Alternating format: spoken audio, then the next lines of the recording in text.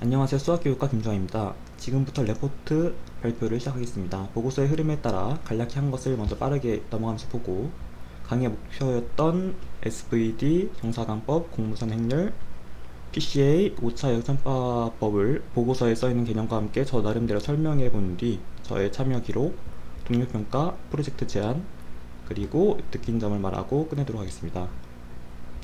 우선 전 배운 개념을 간단하게 교환과 위키를 참고하여 정리해 보았습니다. 그 중에서도 중요한 개념인 먼저 SVD에 대해서 설명해 보자면, SVD는 고유값 분해가 기존의 정사각 행렬, 대칭 행렬, 대각화 가능한 거에 대한 조건이 붙는 고유값 분해를 우리가 이미 행렬 A에 대해서 A의 트랜스포즈를 이제 곱해주는 것으로써 대칭 행렬을 만들면은 직교 대각화가 가능한 것을 이용한 것으로 이제 고유값 분해를 확장했다고 볼 수 있습니다. 네, 각각 왼쪽에 있는 U는 레프트 싱귤러 벡터, V의 열들은 라이트 싱귤러 벡터라 하고, 이 싱귤러 밸류는 A 트랜스포스 A에 나온 고유값들을 양의 제곱근 취한 값이라고 볼 수 있습니다. 이런 개념을 통해서 기존의 비가역 행렬이었던 행렬 A에 대해서도 이런 식으로 이제 일반화된 역행렬을 구할 수 있고, 이 일반화된 역행렬을 통해서 비가역적인 행렬의 경우에도 최소 제곱해를 이제 구할 수 있게 되었습니다. 자, 그 다음으로 경사각법 같은 경우에는, 아이고, 여기 있네요. 네, 수치 최적화 방법으로 기울기 말 그대로 경사를 통해서 이제 낮은 쪽으로 계속 이제 하강을 하면서 극값에 이를 때까지 이걸 반복시키는 건데, 우리는 이거를 이제 적절한 학습률을 줘가지고 초기에 있는 어떠한 점에서 이제 이렇게 그레디언트를 계산해서 이제 낮은 쪽으로 학습률만큼 이동해서 이제 위치를 바꾸고, 다시 이제 거기에 대해서 그레디언트 계산해서 또 바꾸고 해서 허용 5차까지 갈 때까지 반복하는 거를 이제 경사하강법이라고 합니다.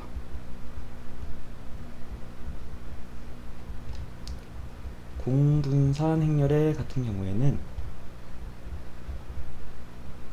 우리가 이제 확률병수 x와 y에 대해서 원래 공분산은 x의 편차와 y 편차를 곱한 것의 평균을 의미하는데, 이제 공분산 행렬은 확률변수 p계에 대해서 각 확률변수가 이제 에 대해서 어떻게 데이터가 분포가 되어 있는지를 직관적으로 보여주는 이제 행렬로, 대각선 성분은 각 확률변수의 분산, 그리고 나머지들은 각 선분 간 공분산으로 이루어져 있습니다. PCA에서는 아래 보시면은 이것을 활용해 가지고 이제 센터링된 데이터 행렬에 대해서 이제 이런 식으로 x에다가 x 트랜스포즈를 곱해주고 n분의 1 곱한, 마치 흡사 특이값 분해에 사용된 아이디어 같은 형태로 이제 행렬을 만들어서 쉽게 이제 공분산 행렬을 구하는 걸 볼 수 있습니다. 자, 그 다음에 PCA 같은 경우에는 우리가 고차원 데이터 같은 경우에는 분석이 어렵기 때문에 데이터의 차원을 줄이는 것이 필요한데, 이때 가장 잘 사용되는 방법 중에 하나로 주성분 분석인 PCA가 있습니다. PCA는 이제 우리가 고차원의 데이터들을 이제 원 데이터의 분포에서 분산을 최대로 하는 주성분을 이제 기존의 변수를 선형 결합으로 조합하여 만들어낸 이제 새로운 변수를 만들어 가지고 그 변수들로 기존의 원 데이터의 분포를 최대한 보존하게 하면서 더 적은 차원으로 설명하도록 만들어줍니다.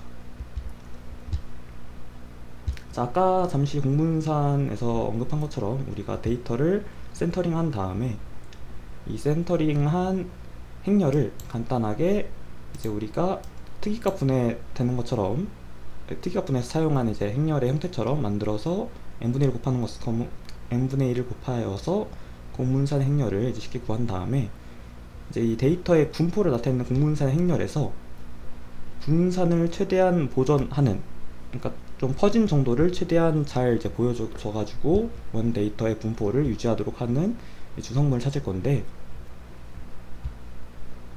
이제 우리가 알 수 있는 거는 라그랑주 승수법을 이용해서 이제 값을 구하다 보면은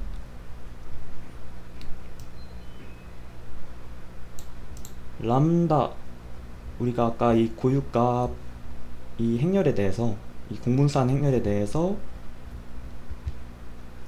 가장 큰 고유값과 그에 대응하는 단위 고유 벡터를 이렇게 했을 때 이제 그 주성분, 첫 번째 주성분의 분사는 한마디로 그 공분수 행렬에서 가장 큰 고유값과 같다는 것을 알 수 있었습니다. 따라서 이제 PCA 같은 경우에는 원래 우리가 데이터 행렬 X에 대해서 X에다가 X 트랜스포스를 곱한 거를 이제 이 X 트랜스포스 X 행렬에 대해서 우리가 고유값 분해를 하기 때문에 한마디로 데이터 행렬 X에 대해서 SVD를 한다고 볼 수도 있을 것 같습니다. SVD를 통해서 얻은 행렬 같은 경우에는 이제 우리가 이런 식으로 나타내 가지고 크기 순서대로 이렇게 나열되는데, 그 중에서 이제 상위 몇 퍼센트, 상위 일부를 선택을 하고 대응되는 열벡터를 택하면서 좀 더 작아지는 SVD를 구할 수 있는데, 이것을 트렁케티드 SVD를 합니다. 이런 방식으로 상위 일부의 특이값을 선택하는 이제 SVD를 통해서 그 PCA는 차원을 축소할 수 있습니다. 자, 마지막으로 우차 역전법 같은 경우에는 신경망의 이제 가중치를 우리가 예측하는 것과 실제 관측하는 값의 오차를 이제 줄이는 방향으로 업데이트를 해 나가야 되는데, 이제 이때는 우리가 경사각법에 쓰인 개념처럼 이런 방식으로 학습률이 있어가지고 오차에 따라서 이제 점점 가중치 업데이트하는 방식을 이용하고 있습니다. 그런데 이제 출력층과 달리 은닉층 같은 경우에는 관측값이 따로 없기 때문에 출력층 따로 우리가 뭔가를 오차를 공급해 와야 되는데, 이때 사용하는 방식이 오차 역전법에서는 출력층에서 오차에 해당 값을 이제 우리가 가중치에 비례해서 역으로 전달받아 가지고 이렇게 전달받은 오차를 사용해 가지고 이런 식으로 업데이트를 합니다.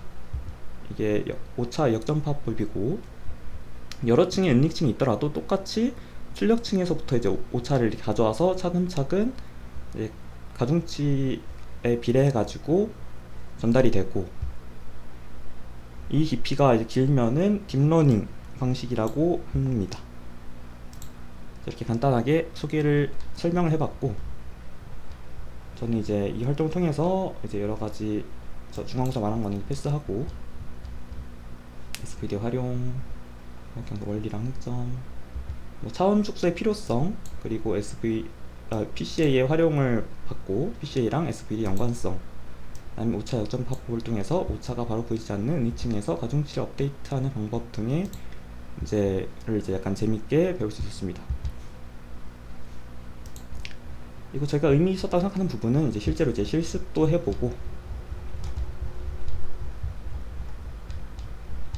정보도 이렇게 논문도 한번 읽어보고, 그 다음에 실제로 증명도 해보고 하면서 했던 게, 직접 해봤던 게 의미가 있었다고 생각합니다. 다음은 저의 이제 참여본입니다. 저는 좀 약간 코멘트랑 정보 공유를 위주로 했던 것 같습니다. 총 이제 73회를 했고, 그리고 이런 식으로 그동안 배웠던 개념에 대해서 간단하게 이제 의미를 설명할 수 있게 되었습니다. 저는 이제 중간고사에 비해서 좀 많이 다른 뭔가 같이 이제 복학한다면 욕심에 좀 같이 했던 게 있어가지고, 또 어떻게 보면 변명이긴 하지만 그렇게 중간고사보다 성실하게 못한 것 같아서 좀 자기평가에 대해서 좀 깎는 것으로 살짝을 자책하는 느낌으로 했고, 동료평가 같은 경우에는 이제 이건 중간고사고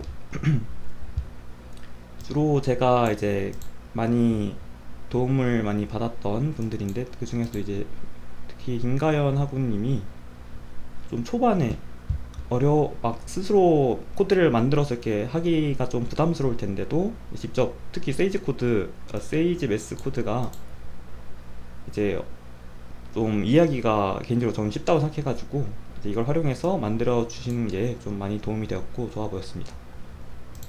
덕분에 이제 R 언어는 사실 좀 익숙하지 않아서 눈에 안 들어왔는데 PC 실습을 잘 할 수 있었습니다.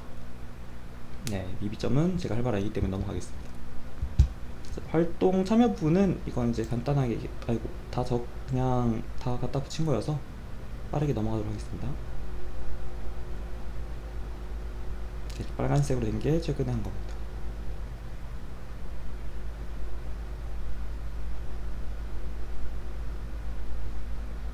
아이고, 어디까지지?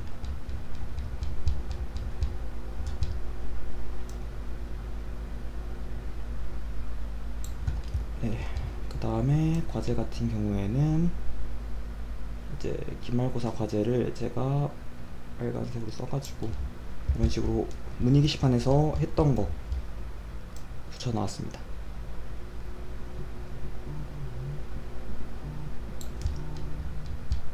자, 그리고 이제 프로젝트 제안서는 중앙수 때도 간단히 말했으니까 이제 빨리 설명하고 넘어가자면은 이제 우리가 어떤 개념을 가르치거나 이제 학습할 때 핵심 개념이 있기 때문에 나선형 구조로 이렇게 배워야 되기 때문에 그 핵심 개념과 질문, 거기 관련된 질문을 우리가 설정을 해놓고 학생이 질문하는 게 그거랑 연관되어 있으면 그거를 먼저 답을 해주거나 그거를 이렇게 질문으로 유도해주고, 만약에 학생이 좀 세부적인 거라든지 좀 사소한 거를 물어봤으면은 챗 GPT를 통해서 대화형 방식으로 좀 이렇게 얘기를 해주는 그런 웹 AI 조교 시스템을 한번 생각해 봤습니다.